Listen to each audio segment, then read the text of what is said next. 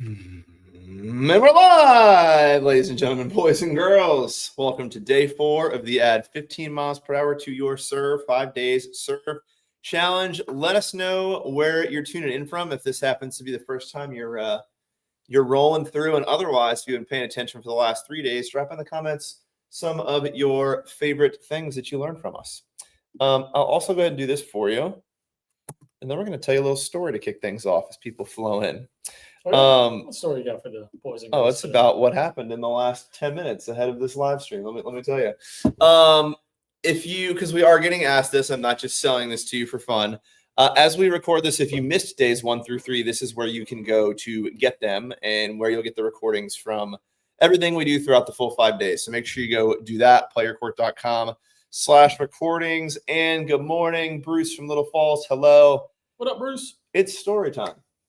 So my personal favorite part about going live, and this will just show you how live this is, when Nate and I arrived to the office this morning, the alarm was going off, our carbon monoxide detector was going off, as well as an alarm in our attic. And we solved all of that within the last 14 minutes just for you to go live with seemingly no beeps at the moment in the background. Not promising anything. We're not promising anything. If you start to hear a beep in the background, sadly, apparently that's very normal for today. And if you see us look really sleepy, let us know. It might be dying of carbon monoxide poisoning. It's tough to say. Yeah. So no matter how bad of a morning it's been, it could all be over quickly, Nate. All right. Let's talk tennis. Let's talk tennis. Day 4. Day 4 is really all about the pronation, the contact point, and the wrist snap. So we actually haven't hit a ball yet, right? We're through 3 days, and we haven't even really talked about the actual contact. So that's what we're going to get into today.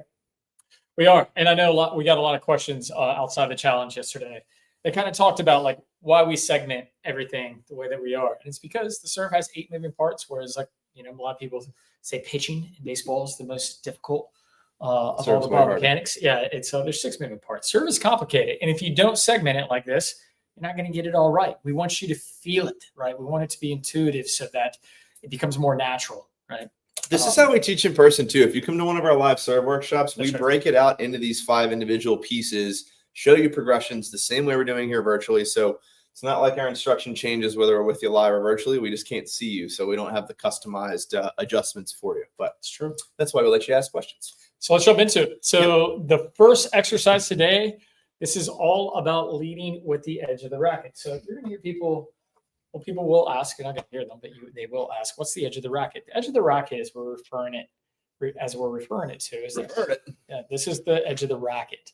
And so a lot of times with the serve, before we jump into the demo, when you're serving, your string should never lead to the ball, the edge of your racket. And of course, you're not going to hold it here, but the camera, we got to make sure that you can see it all. So from here, as I'm working up to the ball, the edge will lead to the ball before the wrist turns and pronation happens so that your strings are flush at contact. But here's a great exercise to practice this. So leading with the edge, or in order to learn to hit off the edge, you're simply going to hit the ball off the edge. All right, so you're not going to toss super high here, but ultimately what you're doing is you're tossing up to the racket, and you can see there that the racket edge stays straight. It's like throwing an axe or a tomahawk, right? Or even like hammering, if you're hammering a nail. But here, you're just making the focus on hitting the ball with the edge. I will give you a disclaimer. If you go do this out on a tennis court, there's a good chance you're going to successfully hit the ball with the edge of the racket, and the ball may go flying onto your next door neighbor's court. That's okay. Be mindful. And obviously, this is something you can practice in your house if you've got a direction where you can hit a ball and have it not destroy things. So garage, go outside your yard. I don't know where you live and which circumstances are, but this is a pretty easy one to practice at home if you just locate some soft surfaces to hit that ball towards. That's right. So the second part of this is just learning pronation at the simplest form. So if I'm here and I'm working up to the ball, what I want to do is at contact, again, my arm's not fully extended. Can I see the screen real quick? Sorry. As I'm here, I just want if you intuitively think, I don't want to hit the ball with the edge. I want to hit it with the strings. Your hand will turn. That's pronation, right? At the very simplest terms, that is pronation. So in realistic terms, if you straighten your arm all the way out, make sure I don't hit the lights up here. right? Still leading with the edge. As my arm reaches full extension, then my hand would open. So in this next demo, this is what you're practicing. And if you, at the beginner stage, want to know how to hit a slice serve, this is the easiest way to do it. Demo. Shebang. So same exercise. Now my goal is just to hit the ball with the strings instead of the racket frame. You can see it naturally produces a slice because of the angle in which I'm hitting. Now, fun facts here. A lot of people think, the flat serve, there's no spin. Well, that would be impossible, right? The ball is not just moving still through space. There's going to be some slice on it. There's almost always going to be some slice on it. Fun story, when I went through my USPTA, formerly RSPA now. Yeah, now RSPA certifications. You have to go through kind of the skill assessment, right? And so Scott and I, given the clubs that we were working with at the time, you had to have the highest level. It was a bit of a task. They made it difficult. But I had these gentlemen from UNC, Division I college players that were just out of college looking to get certified. And they kept hitting these, $110, $120 serves. And the guy that was doing the certification wasn't counting it because it had too much slice. And the guy was like, these need to be flat serves. And what he was waiting for were these gentlemen to be like, well, there's always a touch of slice on these particulars or in some serves. They just had too much. But so there should be a little bit of slice from a flat serve. Bonus info here too. If you look back at the demo, can you go back to the choppy chop? Choppy chop. If you're looking here, this is actually a great way to understand how to hit the slice serve as well. So if you're originally approaching the ball with just your racket edge, really, if you were to continue to do that and cut behind the ball, that's really where slice comes from. So when we teach the slice serve, we talk about kind of throwing your racket towards the net post or the water cooler over there, almost in like a tomahawk motion, and cutting behind the ball. Difference that we're going to experience for here is we're talking about power and flat. Spin slows the ball down. So we're going to talk about how to open that hand up at the right time and really what causes that. I think a lot of coaches talk about this pronation concept, and really it should be something that happens as a result of your full extension and the racket doing what it's supposed to be doing. So shall we get into that next, the trap the ball drill? Yeah, this is about your contact point, right? Yeah, probably the demo footage is the best place to see this. Yeah, still. Can I talk about it before we show it? Sure. So the idea here is a lot of players will ask, how high am I supposed to toss the ball? Where am I supposed to make contact? Our suggestion as coaches, as your fully extended arm is really where we want you making contact, right? So there's a drill here that can kind of give you the litmus test of just where exactly your toss is supposed to be here. Vanna, if you'll press play. Excuse me. Sorry. Got lost in just got so excited. Your words. So right here, you'll see Nate is holding at contact. That's too low, right? So we're going to say we want to get it up higher and go all the way up to full extension. So this is going to be a nice drill you can go do. I will say, we are on a soft curtain here where there is no, risk in damaging Nate's racket. You can go do this on like a chain link fence. You can go do it even on like a brick wall, but just do it a lot softer and understand that you might get a little rebound here. But the goal would be to just pause at contact. The foot is freeze frame there. That's the low one. Yeah. So there, I'm like, all right, let's get contact all the way up. Arms not at extension.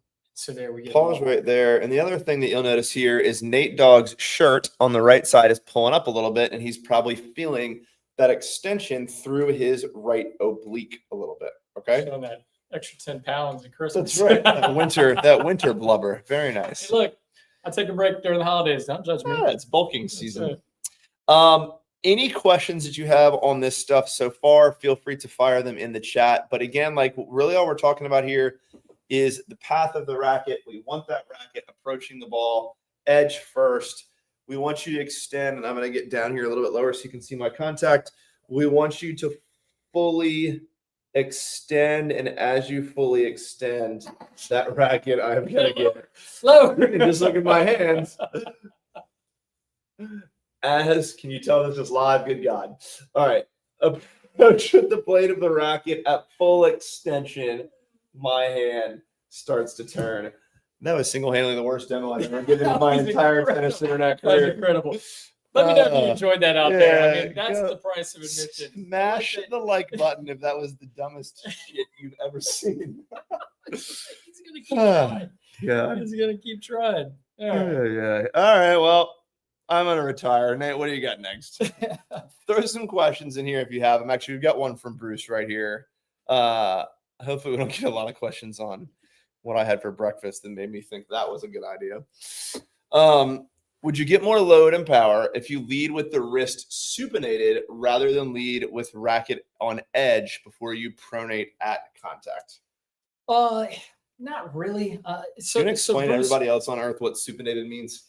Yeah, so I mean, ultimately, like some sophisticated language. Your wrist is going to go one of two ways, right? So if I'm supinated, palm out, I'm palm in. If I'm going pronated, palm out, right? Your edge of the racket's going to lead to the ball no matter what. So, like, I guess the idea is that if you're leading with the edge, right? Like as I'm coming in, I mean, your palm is going to be forward. If you really think kind of the method through the serve, your palm is out. As you move forward, your palm is in. And then at contact, the palm goes back out again. So it's from here, I'm going palm out, palm in, and then at contact, palm out. That's what you want to be thinking. I do see players kind of coil the wrists a little bit, supination in the beginning of the serve, but just I think naturally the way that your arm is going to unfurl is going to be the most natural way, right? So from here, right, as I'm going from here, it's there, and then to there. Messy way to kind of explain it. I want to suggest like trying to like hyper supinate before it actually works out to contact and then pronates. Hope that helps, Bruce. What is Tyrone saying? Tyrone, and this is a really good point that we should offer clarification on. Yeah. He's not jumping in he corrected this to say demo. We're not talking about politics on the tennis YouTube channel. I can tell you that right now. But he's not jumping in the demo. So how does the jump account for the full extension and contact point? So very good question. This drill isn't about syncing the legs with all this. It's for you to understand what full extension of your arm feels like. So you're absolutely right. Of course, as we put this all together, we're going to want to factor in however much lift we create with our legs. But the focus of this drill, if I get back over to the demo, is really for you to be able to pause where Nate is right now and just sort of do a systems check. Am I at full extension or am I more dropped down like he was in the first example? And really, what does it feel like as the racket goes from its edge out to pronation? I think that's the big piece. For sure. Now, we got a question just a few minutes ago that I'll address real quick. Someone is saying it doesn't look like the arm is at full extension. Well, at 1 o'clock, the arm is not at full extension. Right. I know we're taught to hit at 1 o'clock. That's totally fine. I mean, that's as extended as your arm can get at 1 o'clock. And that's going to be the safest way to protect your elbow. But the closer I move to 12, right? Like there I'm at 12:30, my arm starts to straighten. As I get to 12, my arm goes almost completely straight. The closer I move back to 12 o'clock, the more extension I'm going to get, right? So my preference if I'm hitting a flat serve is I like to hit it more towards 12 o'clock. But here's the critical piece. You've got to make sure, I'll show you this in a demo, you've got to make sure that as you do it, impinge. Yeah, that your body is actually rotating so that your head works at a different axis through contact. Let me slow this down just a little bit, show you what I'm talking about. So you'll see there, although contact is coming at 12 right there, you'll notice how the shoulders have changed their direction and the head, even the head, is off center. Right? This is critical if you're hitting at 12 o'clock, because otherwise, if your head is staying straight and your arm is at 12, shoulder impingement. Like, no doubt about it, shoulder impingement. So, like, if I'm hitting my serve and I'm coming through and I'm just doing this, shoulder impingement. Everything's too tight in here. Basically, the rope between the rocks is just going to keep getting crunched, and you're going to end up with a torn labrum or a rotator cuff. So here, where Kyrgios is hitting a serve, if you're making contact at 12 and everything is off-centered like this, now you're safe. Just to clarify that, because we get that question a lot. I've seen it twice now since we started. While we've got Kyrgios up on the screen, I'm going to answer Tony's question just to clarify. Leave that there if you will. Yeah. So Tony says, it seems almost impossible to get consistent contact leading with the edge instead of watching the ball make contact with the strings. Other than hours of practice, how do we get confidence in that motion mentally? So to clarify here, we're talking about, and if you'll go through slow motion of Kyrgios hitting his serve, we're just telling you that the edge of the racket to the ball drill is just simulating the path in which your racket should travel before your hand opens up to hit. So in super slow motion here, I'm going to take your question down. Let's take a look at Kyrgios. He's going to enter a racket drop here, and you're going to see him really lead with the edge of his racket, almost as if he's going to tomahawk the ball. And then at the last second, right there, that racket opens up at full extension. And he is, to your point, he is in fact keeping his eyes on the ball, making contact with the strings. We're not pulling our head away or pulling our head down at contact. We're keeping it up, and we are watching the ball make contact off the string. So, but to clarify, he can't see the contact. The racket's moving way too fast. He can't see the contact point. But it's just like, imagine this, like if you're playing darts, are you watching the dart the whole way to the target, right? Like maybe you get set, you peek at the dart, and then you're looking at your target. You're just zeroed in on your target. So for a lot of us, Scott and I, they've been playing for a while. When your toss goes up, you're looking at kind of the window that to where you want to hit the window in which the ball enters where you want to hit the serve. And from there, I mean, like our eyes are basically taking snapshots and putting them together. You're just making the best guess as to where that contact's going to be. It just so happens that our eyes are pretty amazing and they're very, very accurate with those guesses. No different than cracking a home run in baseball. I mean, you're going to keep your eye on the ball until clips per second don't process that fast anymore, right? So, well, you hear people say that about like with fentanyl. Like, can you actually see contact? No. So why does he keep his eyes on the ball and try to keep his head still? Well, because the idea of keeping still through contact is really important, and trying to see contact helps keep the head still. Same thing. 100%. All right, so we've talked to you about how to approach the ball with your racket, which was the best demo I've ever given.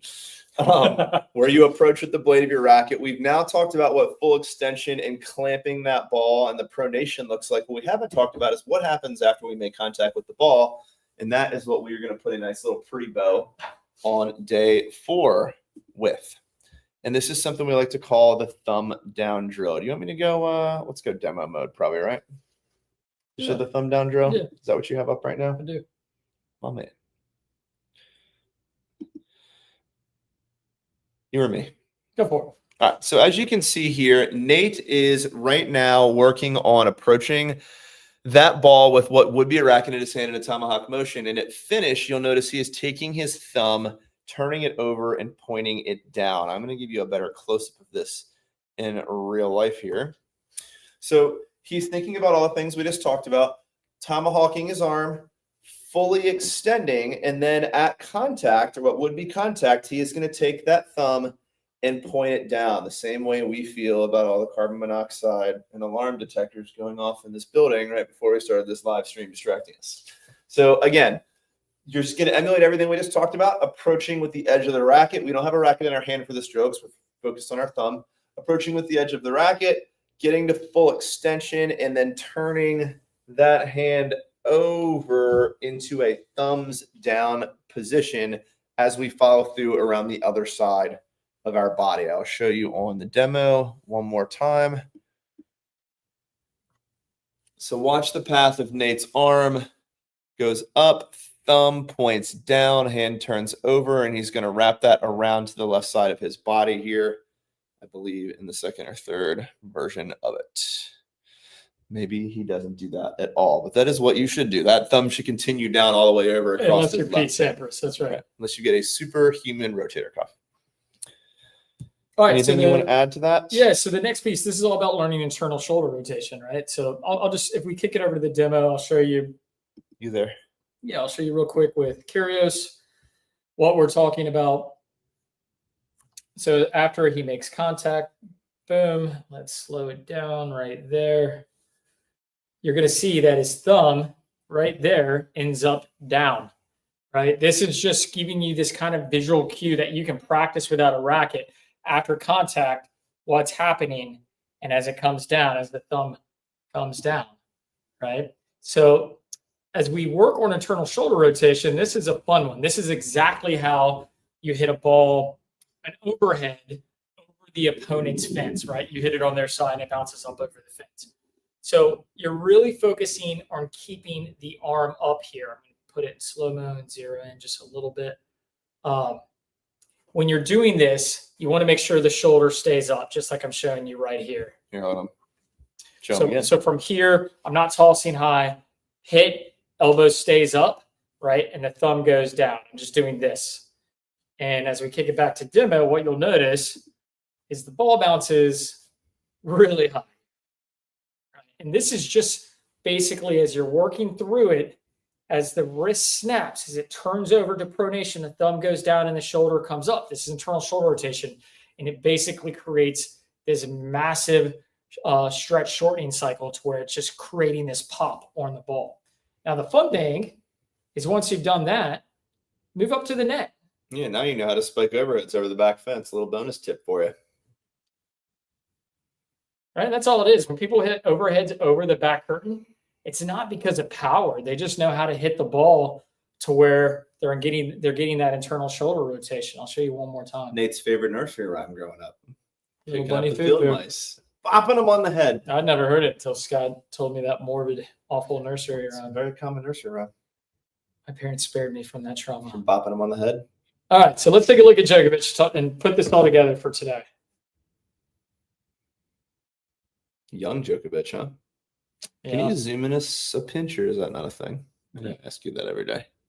Ah, look at you with the tech geniusness.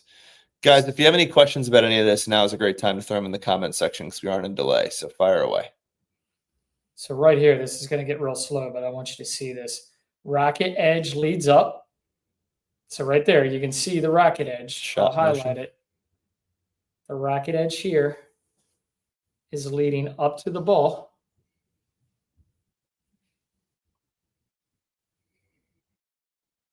And then as he, you had me zoom in. No, I can't zoom out.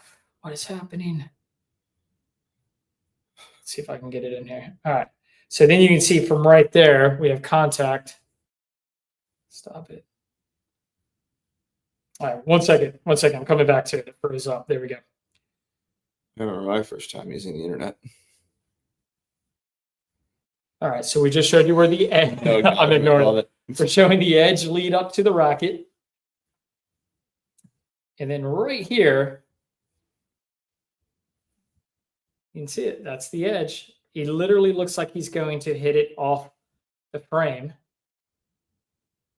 And then the racket turns to contact, right? So now the strings are flush with the ball.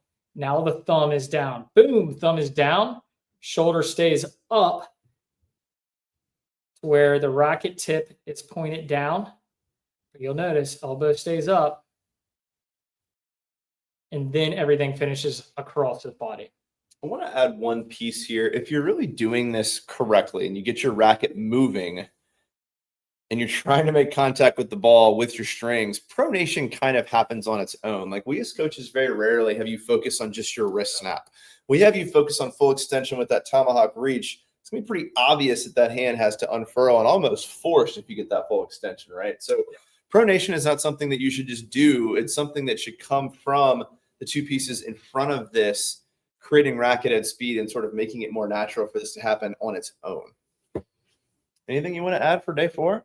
I think that's it. We can take some questions and there's nothing in here right now. You guys are awfully quiet. Yeah, a lot of humans. I think just we sitting answered here the some we got quiet. early. Anything else I'll tee up what we're going to do on day 5 and give you guys a little bit more time to throw some questions in here. So on day 5, we're going to put a pretty bow on all of this for you. And we're going to start to talk about how to get more load from your legs and just how to sync all of this together. So the bulk of this challenge is now in your hands. Go out to the court. A lot of the stuff you can do at home. That's kind of the point. Go practice all this stuff. Day 1, re-review those instructions. Make sure, absolute sure, that your baseline for all of this stuff is in place, or none of this is going to work. You've got to have that correct continental grip with both the index knuckle and the heel pad. You've got to have that stance that pulls your back hip back, and work yourself through these days. Take a nice recap of all this stuff. We didn't add a ton of stuff today really to the instruction. We just sort of showed you what you should be thinking about as the racket finally approaches the ball. So let us know if you have any questions in the comments, but tomorrow will be day 5, the final day where we will wrap all of this up. We'll do a nice recap and really slow things down. We'll spend most of the time answering questions. And again, if you've missed any of the material so far, PlayYourCourt.com/recordings is where you can go to rewatch days now 1 through 4. All right. Let's see here. Classy Pock says, please confirm that on the slice serve there is no pronation. Confirmed. Can't do that. Sorry. There is pronation. There's two types of way to hit slice. The reason you have some pros. I can't do that. Yeah. Sorry, I just can't do that for you. We'll see on the tour. We see some players use no pronation, or excuse me, they use pronation just like you would on any other serve, to where they're basically hitting the ball right towards like 5 o'clock, just from the other side of the chin. And as the racket comes through, they're still pronating, right? And then you have other pros that are using discontinued pronation. And discontinued pronation means, yes, the wrist is coming around and they're actually still pronating, but at it, they're not going into the big internal shoulder rotation. They're still coming more across the ball to create that slice. Now, to be clear, discontinued pronation typically happens when somebody's going for a very short angle at a slow speed to create space. Most of the time when they're hitting big aggressive serves out wide with slice, that's using the actual pronation, continued pronation. I know you hear it all over YouTube. There's a lot of different thoughts and interpretations, but that's the facts. Just the facts. Must be very top heavy with such a big brain. You're just walking around all stumbly. This is my favorite question of all time. Tyrone asks, you said you were taking the YouTube videos down. If I buy the recordings, will I still have access to those? So yeah, that's kind of the point.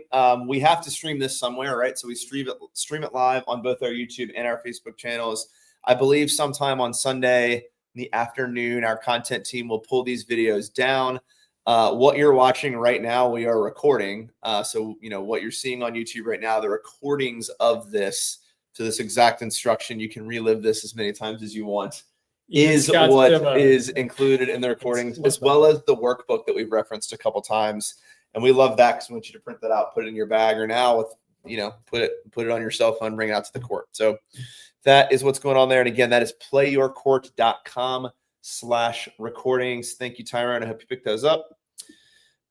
Jack says, I have bad muscle memory, a wonderful shadow swing, but when I introduce the ball, very little drop as served wrong too long. Anything I can do? I'm going to get in front of this with the simplest answer that there is, and then you tell me what you would add to it. So, Jack, I would go back to, what day was that where we did the 3-finger drill? Was that yesterday? Time flies. Yeah. So yesterday was all about rhythm, and we talked about a drill called the 3-finger drill, where if you're having tension, because what it sounds like to me is if you've got a good shadow swing, it's because you're very relaxed in your shadow swing, and then the tension creeps in when there's a ball. Take a couple swings with just 3 fingers where there can't be tension, right? Gravity is going to force this racket down your back if you're only holding onto the racket with these 3 fingers, and it's going to feel flimsy as you hit it, but you're going to feel what that racket drop is supposed to feel like. And then once you've done that, as many times as you need to really understand, oh, wow, that's what it feels like. Then add your bottom 2 fingers back, but just gently enough to provide yourself a little stability. We don't want you squeezing.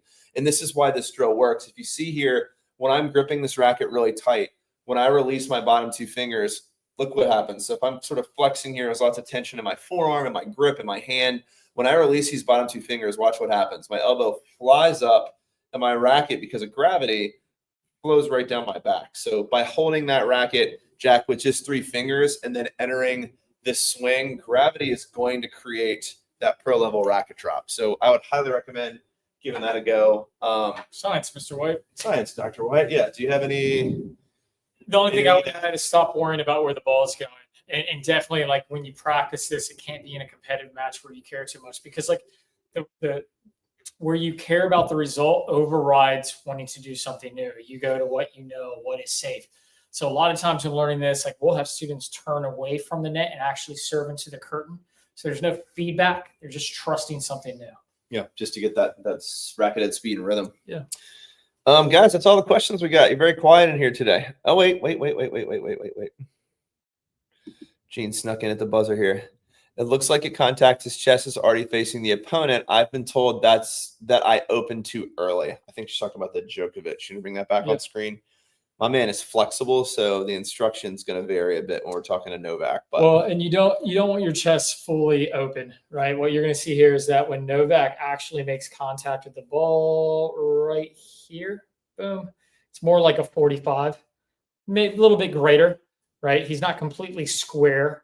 So he's more like this 45-degree angle. That camera angle is also making it look like his chest is wide open to the net. It's not at all. Yeah. Because they're filming from that 45-degree angle. So his chest is actually squared towards like the net post. Yeah, if he was wide open, his chest would be more where the red arrow is. Yep. Right. And you can see his chest is more where the yellow arrow is. Yep. Gene, hopefully that helps. Any other questions? You have 10 seconds. We'll count it down. In the meantime, Nate will promote the recordings. We're going to go film some stuff for you guys. That's what we have next. That's right. We got a film shoot coming for up. all you loyal athletes. That's right. All right, guys. Thank you so much for watching day 4. Day 5, we'll put a pretty bow on all of this, cover the leg load, and tie all of this up. Thank you guys for watching. We will see you tomorrow, Friday at noon Eastern time for our 5th and final day. Kind of sad. Kind of sad. All right, guys. Happy Thursday. We'll see you soon. Take care, everyone.